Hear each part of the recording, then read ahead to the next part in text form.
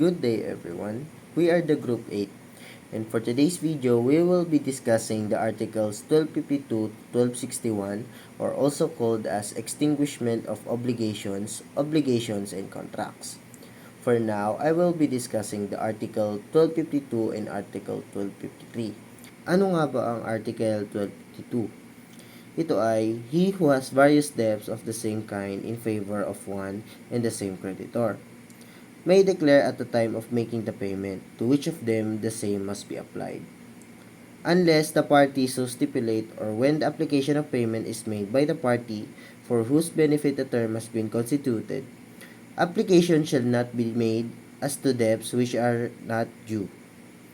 If the debtor accepts from the creditor a receipt in which is an application of payment is made, the former cannot complain the same unless there is a cause for invalidating the contract.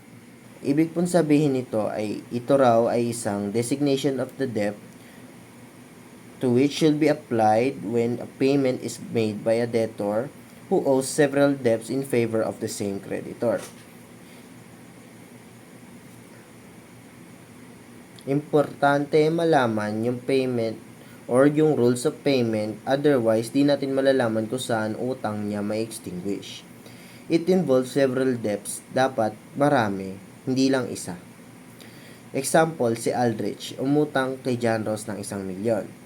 Tapos, umutang ulit siya kay John Ross ng 1 pang milyon ulit. Tapos, yung huli niyang umutang ulit siya ng 3 milyon. Pero, babayaran niya lahat yon in October 30, 2023.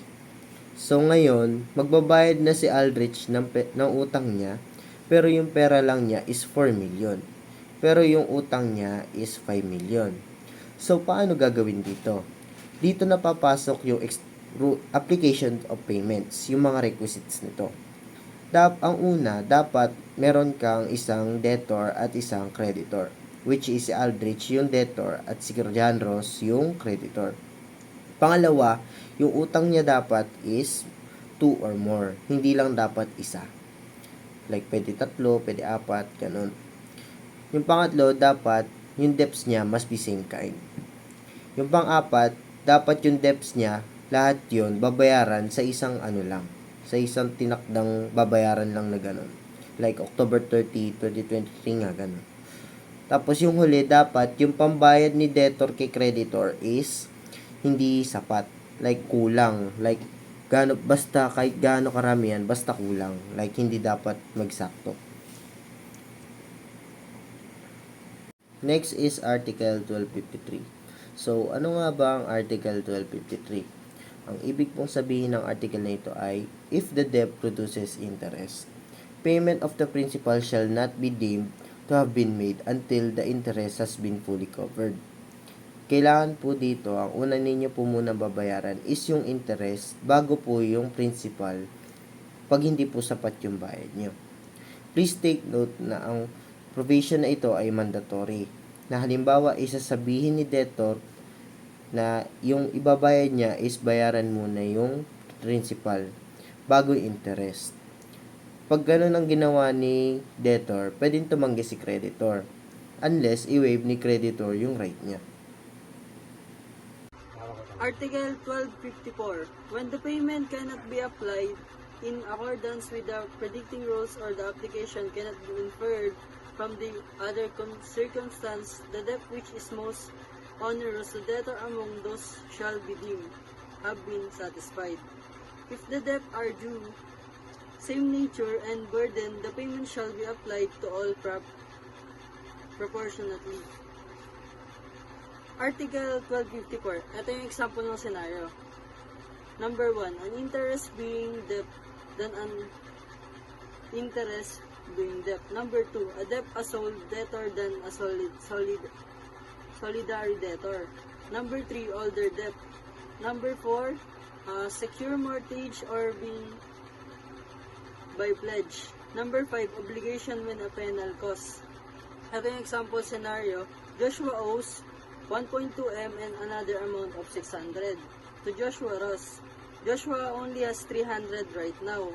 Kumbaga, 300 lang yung pambayad ng utang niya sa 1.2 M kay Ross. and my application of payment both has the ratio of 2:1. 300 shall be applied proportionately.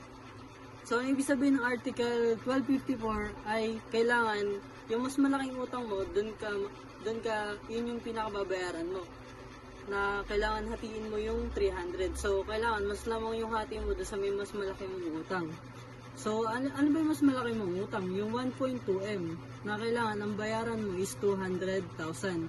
Tapos, yung another mo pang utang na 600 is pwede mong mababang bayaran nyo ng 100,000. So, hati siya is 2:1 ratio. Article 1255. The debtor may cede of the assigned his property on his creditors in payment of debt, the cession unless there is supplication, the contrary shall only release the debtor from responsibility for next proceed of thing assigned.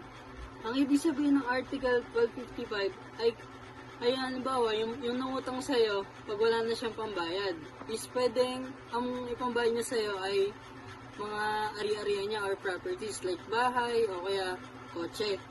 Basta, may rules of mandatory lang na kailangan dalawa yung nangungutang sa'yo kasi hindi i-epekto yun pagka isa lang yung nangungutang sa'yo. So, kailangan dalawa yung nangungutang sa'yo para may-epekto yung Article 1255 na ang pwede sa ibang bayad ay yung mga properties nila or anything na pwede na ipambayad sa utang mo. Article 1256. If the creditor to whom tender of payment has been made refuses, without just cause to accept it, the debtor shall be released from responsibility by the consignation of the thing or sum due. Consignation alone shall produce same effect in the following cases. So, number 1 is when the creditor is absent or unknown or does not appear at place of payment. So, pag wala yung creditor or absent, pwede kang ng consignation sa korte. So, number 2, when he is incapacitated to receive the payment at the time is due. Pagka meron siyang health problems or na-hospital siya. So, number 3 is when without just cause he refuses to give a receipt. So, pag hindi siya nagbigay ng resibo, pwede kang ng consignation. So, number 4 is when 2 or more persons claim the same right to collect. So, dapat kasi isa lang, hindi pwedeng dalawa yung mag-claim ng payment. So, number 5 is when the title of the obligation has been lost. So, yun, pag nawala yung titulo ng obligation. So, ang ibig sabihin nito, si debtor pupunta kay creditor para magbayad ng utang. Pero ayaw patanggapin ni creditor. So, si debtor pupunta ng korte para i-deposit ang tender of payment niya. Ang tawag dito ay consignation. Sa paraang iyon ay ma-extinguish na ang kanyang mga responsibilities. Article 1257. In order that the consignation of the thing due may release the obligor, it must first be announced to the person interested in the fulfillment of the obligation. The consignation shall be effectual if it not made strictly in consonance with the provision which regulate the payment. Dito naman sa Article 1257, paraan ng pagbayad is consignation. Kung di mo na alarma ang creditor or persons interested, ay mapapagwalang bisa yung consignation. Papaalam mo na lang na yung paraan ng pagbayad mo is consignation. So, yung purpose lang nito is mabigyan ng chance si creditor na tanggapin niya yung ganyang payment at malaman nila. So, yung kailangan talaga may consignation na ginawa para may valid, para maging valid yung loan na to. Article 1258. Consignation shall be made by depositing the things due the disposal of judicial authority, before whom the tender of payment shall be proved in a proper case, and the announcements of consignation in other cases. The consignation having been made, the interest party shall be notified thereof. So, yung debtor is i-deposit niya yung bayad niya sa creditor sa korte. Then, ipapakita niya yung receipt at consignation sa party para may pruweba siya na nagabot na siya ng bayad. Malaga ito para malabanan ng debtor ang rights niya para ma-extinguish ang obligation niya. The expense of consignation, when properly made, shall be charged against the creditor. Isang example nito, Isang example nito ay si Eliza ay tinanggihan ng bayad ni John Rick na 1 million. Si John Rick ngayon ay pupunta sa korte para ipatago or ibigay ang 1 million na bayad niya para maging safe siya sa obligation niya. Ngayon, lahat ng expenses sa consignation ay mati-charge kay Eliza. Kung tinanggap na lang sana ni creditor simula pa lang ang tender of payment, ay sana wala na siya naging problema. Article 1260. Once the consignation has been duly made, the debtor may ask the judge to order the cancellation of the obligation.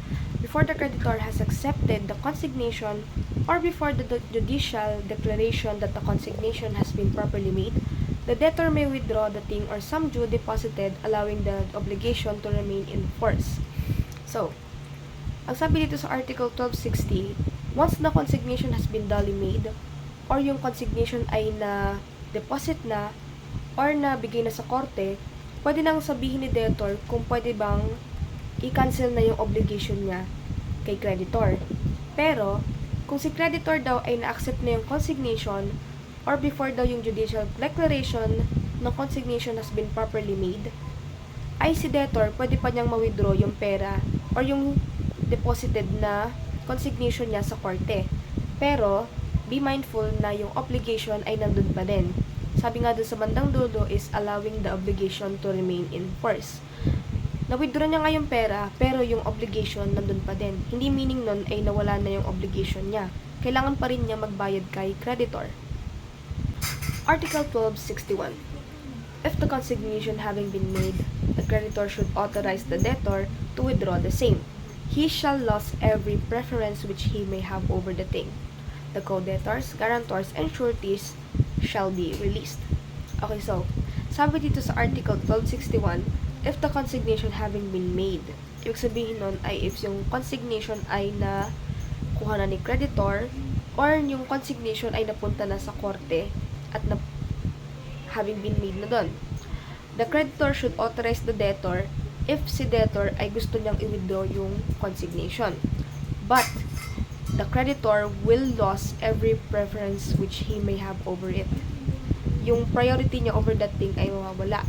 And the co-debtors, guarantors, and sureties shall be released.